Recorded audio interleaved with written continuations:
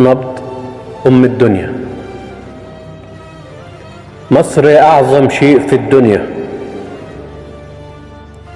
مصر أعظم شيء في الدنيا، فيك الضحكة بتكون جنة، والجدعنة فيكي بتبان. حضنك دفى، حضنك دفى وانت أمان، فيك الخير دايما ممدود، والفرحة في قلوبنا تدوم. وحنانك على كل الدنيا نبض وشريان ما له حدود. أرض الجنة وانت العزة، طيبة وحب لكل الناس، سحر جمالك كله في ناسك، حب وطيبة فيك بإخلاص. باب الجنة لكل الدنيا، وتاريخك يحكي كتير عنك، مجد وعزة ودايما هيبة، وتعطي أمل ونور وحياة.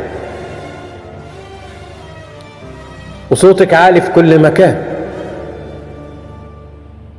يحكي عن أصلك وامجادك، ونيلك دايما يشهد ليكي، وانت حكاية ما تتنسيش. فيك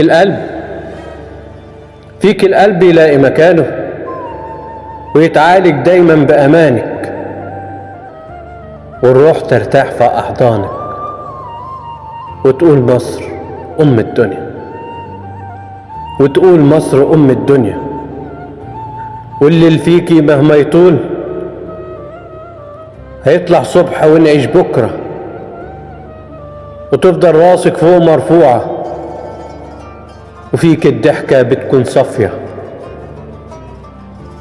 تشرح صدر وتهدي قلوب. ده انت يا غالية أم الدنيا، يفضل قلبك طيب وحنون، شايلة هموم وحمل كبير، شايلة هموم وحمل كبير، وتربي ولادك واحفادك، يعشى وطن ويحموا ترابك.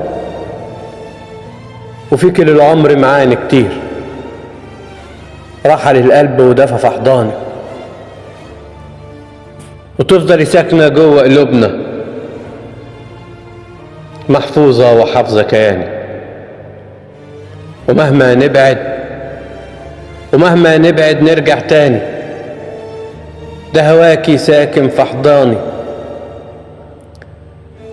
ومهما نبعد نرجع تاني، ده هواكي ساكن في الروح. يا أم الدنيا تاج على الراس، هفضل أحبك وبإخلاص. يا بلادي أجمل شيء في الدنيا، يا بلادي أجمل شيء في الدنيا.